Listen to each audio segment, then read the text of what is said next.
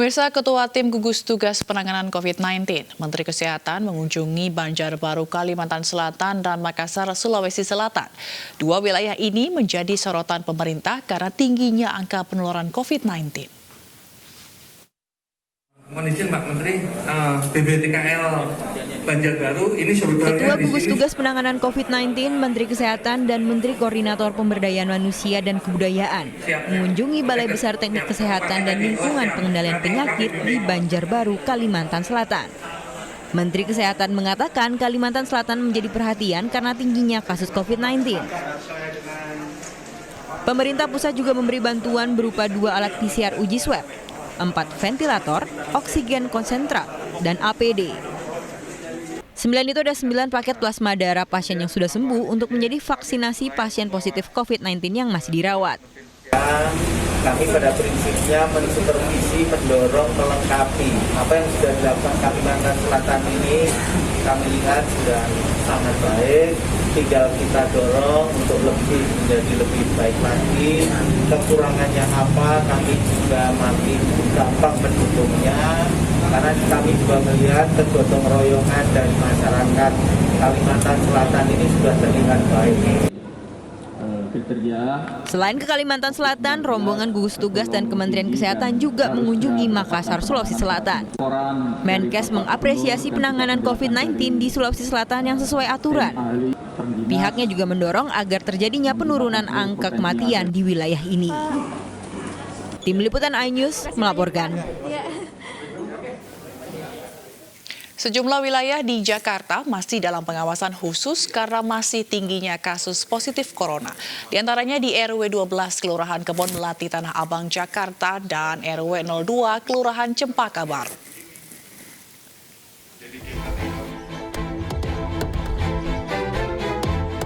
Dari 4 rukun warga berstatus zona merah di Kelurahan Kebon Melati, RW 12 merupakan wilayah dengan kasus COVID-19 tertinggi. Lewat penerapan pembatasan sosial berskala lokal atau PSBL, akan ada sejumlah aturan yang harus dipatuhi warga. Mulai dari penutupan 13 akses keluar masuk secara bertahap, sosialisasi warga terkait PSBL serta protokol kesehatan, aturan SIKM dan penyemprotan disinfektan.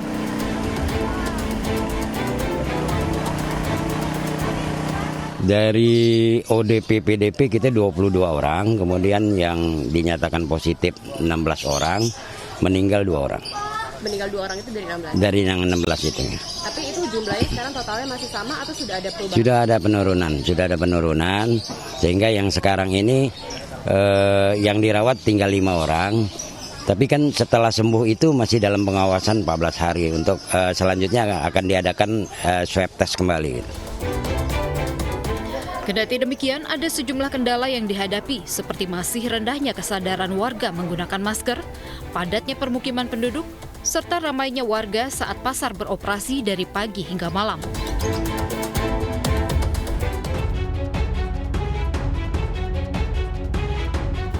Selain di Kebon Melati, RW 2 Kelurahan Cempaka Baru juga masuk dalam zona merah karena memiliki 50% kasus positif. Sejak 5 Juni, RW 2 menetapkan pembatasan sosial berskala lokal dengan membatasi warga yang masuk dan keluar dengan one gate system atau sistem satu pintu yang dijaga secara ketat oleh TNI Polri, Satpol PP, dan Dinas Sosial DKI Jakarta. Warga yang keluar masuk diperiksa secara ketat, diukur suhu tubuhnya dan diharuskan mencuci tangan lalu mengisi daftar nama. Tak hanya itu, penyemprotan disinfektan oleh sukarelawan PMI juga dilakukan setiap harinya. Dari total 18 orang positif COVID-19 di RW 2, 2 diantaranya meninggal dunia, 7 orang sembuh, 2 orang isolasi mandiri, dan 7 orang yang masih dirawat di rumah sakit rujukan. Dari Jakarta, Tim Liputan iNews melaporkan.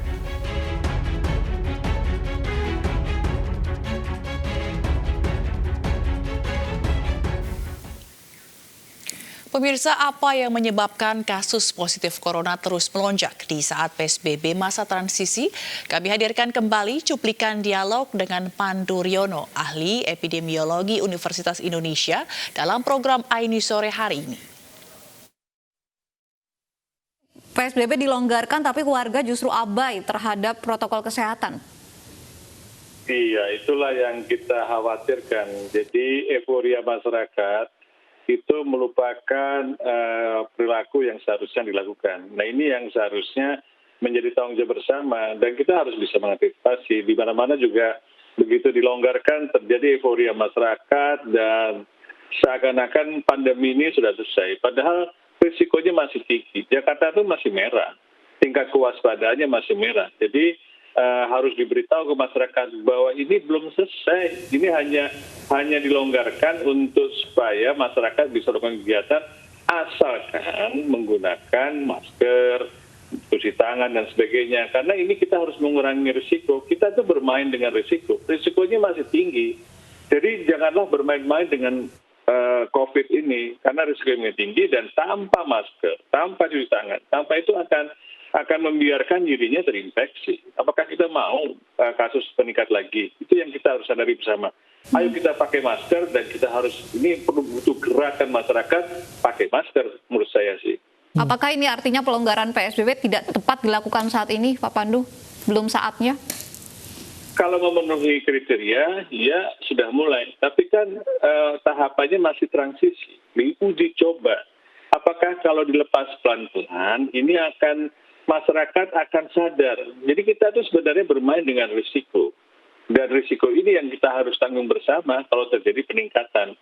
Jadi kita harus segera melakukan upaya-upaya supaya masyarakat itu patuh. Gimana caranya? Ini yang kita pikirkan, termasuk adalah supaya setiap masyarakat sekarang harus aktif untuk melakukan, mengingatkan, dan sebagainya. Jadi tidak lagi hanya menyerahkan kepada pemerintah.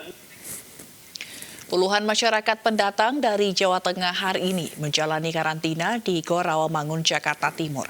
Mereka terjaring razia PSBB di Terminal Pulau Gebang lantaran tidak memiliki surat izin keluar masuk atau SIKM.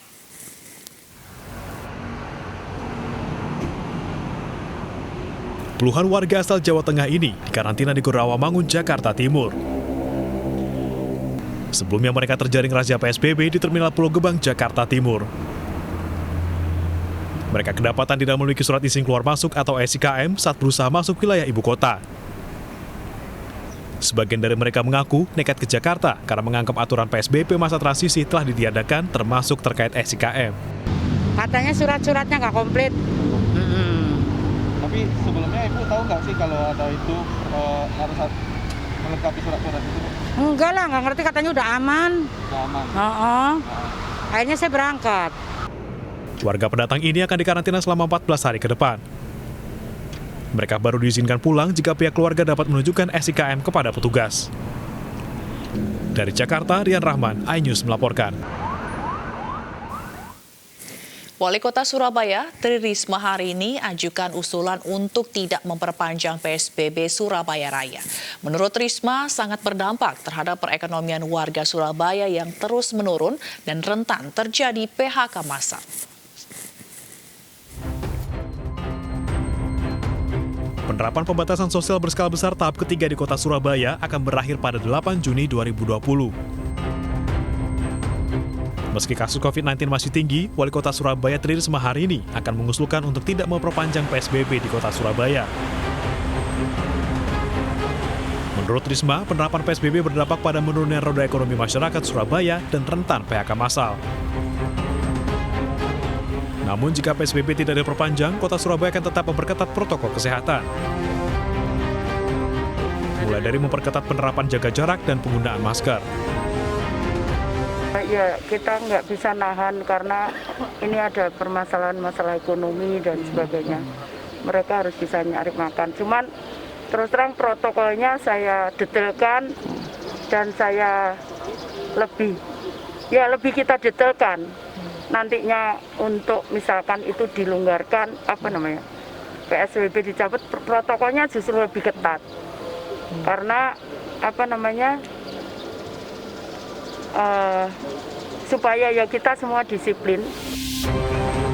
Usulan penghentian PSBB ini akan disampaikan Risma kepada Gubernur Jawa Timur Khofifah Indar Parawansa saat rapat evaluasi PSBB Surabaya Minggu malam. Dari Surabaya, Jawa Timur, Hari Tambayong, iNews melaporkan. Ketua Gugus Tugas Percepatan Penanganan COVID-19, Doni Monardo, angkat bicara terkait penyebab tingginya kasus positif corona di Jawa Timur. Berikut dialog Doni Monardo dengan jurnalis iNews, Aprilia Putri. Yang harus dikuatkan lagi kesehatannya itu termasuk Jawa Timur ya Pak, yang saat ini masih tinggi? Betul, ada 3 daerah lain selain Jawa Timur, antara lain adalah Sulawesi Selatan, Kalimantan Selatan, dan Sumatera Selatan. Apa penyebab dari kenaikan pasien positif COVID-19 di sana Pak? Yang pertama adalah peristiwa sebelumnya ya, dari klaster-klaster yang sebagian besar akibat kegiatan keagamaan ya. Jadi tablik akbar, kemudian pertemuan-pertemuan di komunitas tertentu akhirnya menular ke sejumlah masyarakat. Dan awalnya kemampuan kita untuk mendeteksi itu masih terbatas karena alat PCR test masih sedikit. Nah, setelah lebih banyak alat PCR test, kemudian masyarakat sudah mulai menyadari ada perubahan-perubahan bentuk penyakit di tengah-tengah masyarakat, mulai adanya peningkatan kewaspadaan ya. Nah, ketiga provinsi ini sekarang sedang giat-giatnya melakukan upaya-upaya untuk melakukan tracing ya. Jadi mereka yang dulunya pernah bertemu ya, istilah dari kedokteran itu adalah kontak erat. Jadi pasien COVID sering berhubungan dengan siapa saja. Nah, orang-orang ini harus dihunting ya, dicari untuk diperiksa. Nah, ketika mereka diperiksa positif, mereka juga harus memberikan informasi mereka pernah ketemu siapa saja. Nah, ini perlu pendekatan sosial ya, perlu pendekatan yang persuasif agar orang-orang yang pernah berhubungan dengan penderita COVID ini secara sukarela bisa diperiksa. Nah, kalau mereka diperiksa ternyata negatif, ya alhamdulillah aman. Tapi ketika mereka diperiksa positif, walaupun mereka dalam kondisi sehat, ya tidak ada gejala, mereka wajib untuk melakukan isolasi, baik isolasi di rumah sendiri atau isolasi mandiri atau isolasi yang disiapkan oleh pemerintah daerah. Warga Makassar, Sulawesi Selatan menolak rapid test COVID-19 di perumahan mereka. Mereka sampai menghadang mobil petugas yang hendak masuk ke wilayahnya.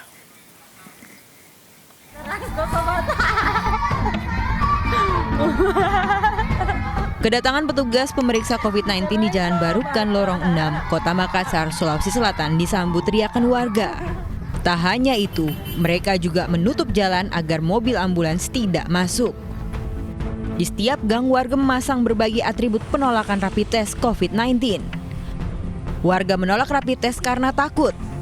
Mereka tidak ingin diisolasi selama 14 hari sesuai protokol kesehatan COVID-19. Masyarakat itu tidak takut ya, karena ada beberapa contoh kasus ketika mereka di rapid test, kebanyakan mereka tidak ada gejala begitu, terus mereka dinyatakan positif, makanya mereka tidak mau, apalagi diisolasi selama 14 hari. Sementara itu, Gubernur Sulawesi Selatan membantah adanya penolakan warga untuk mengikuti rapid test. Ia mengatakan antusias warga bagus. Bahkan, Provinsi Sulawesi Selatan juga telah menyiapkan laboratorium untuk PCR COVID-19. Semua, termasuk Pak Kapolda, Pangdam, dan seluruh Forkopimda yang lain. Ya, kita rumah sakit juga sudah melakukan langkah-langkah pengamanan, dan bagi kami adalah percepat hasil swab. Ya. Jadi supaya ketika kita sudah dapatkan, segera kita akan panggil keluarganya dan kita jelasin bahwa seperti ini kondisinya.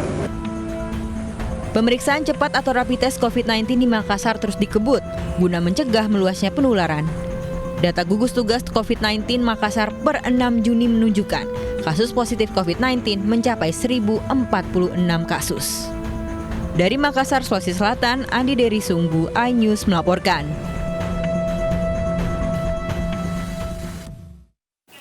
Pemirsa, kotak penyimpanan sampel pasien COVID-19 di Rumah Sakit Umum Daerah Labuan Baji, Makassar, Sulawesi Selatan dicuri warga.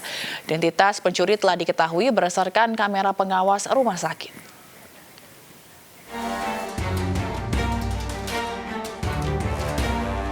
Pencurian terjadi saat ratusan warga hendak mengambil jenazah PDP Corona di Rumah Sakit Umum Daerah Labuan Baji, Makassar, Sulawesi Selatan. Pelaku diduga membawa kabur kotak pendingin yang berisi sampel cairan tes swab pasien dalam pengawasan atau PDP di rumah sakit saat banyak warga yang masuk ruangan. Dari hasil rekaman kamera pengawas, polisi telah mengetahui identitas pelaku dan menangkapnya dengan cepat. Kini Rumah Sakit Labuan Baji dalam pengawasan ketat pihak berwenang untuk menghindari kejadian serupa. Dari Makassar, Sulawesi Selatan, Andi Sungguh, iNews melaporkan. Ratusan orang di Surabaya dinyatakan reaktif COVID-19 usai menjalani rapid test. Rapid test juga digelar di sebuah kecamatan Cilacap, Jawa Tengah, usai 2 warganya positif corona.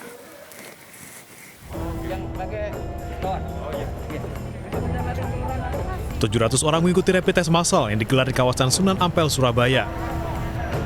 Hasilnya, 117 orang dinyatakan reaktif COVID-19 dan langsung diisolasi di hotel dan rumah masing-masing. Rapid test dilakukan di setiap kecamatan untuk menjaring warga yang reaktif agar persebaran corona dapat dihentikan. Yang 50 mereka sudah isolasi mandiri di hotel, sebagian ada yang isolasi mandiri di rumah. Ya, dan itu pun juga dalam pengawasan RT RW dan kami juga dari kelurahan dan kecamatan. Mereka membuat surat pernyataan, mereka tidak akan keluar mengikuti apa yang kami sampaikan dan mengikuti aturan protokol kesehatan. Jumlah orang yang positif COVID-19 di Jawa Timur per 6 Juni 2020 mencapai 5.835 orang. Pasien sembuh 1.409 orang dan meninggal dunia 483 orang. Rapid test juga digelar di Majenang, Cilacap, Jawa Tengah. 43 warga yang tinggal berdekatan dan pernah kontak dengan pasien COVID-19 menjalani rapid test secara door-to-door. Tes ini dilakukan lantaran sebelumnya terdapat 2 warga Majenang yang dinyatakan positif corona. Hasilnya, 43 warga ini dinyatakan non-reaktif corona. Kasus COVID-19 di wilayah Kecamatan Majenang merupakan yang tertinggi di Kabupaten Cilacap dengan 13 orang positif. Sementara itu di Kabupaten Cilacap, kini tercatat 54 warga positif corona. Dari Surabaya, Jawa Timur, dan Cilacap, Jawa Tengah, tim iNews melaporkan. Pengunjung abaikan protokol kesehatan di kawasan wisata pemandian Karanganyar di Kabupaten Simalungun, Sumatera Utara. Selengkapnya sesaat lagi, tetaplah bersama kami.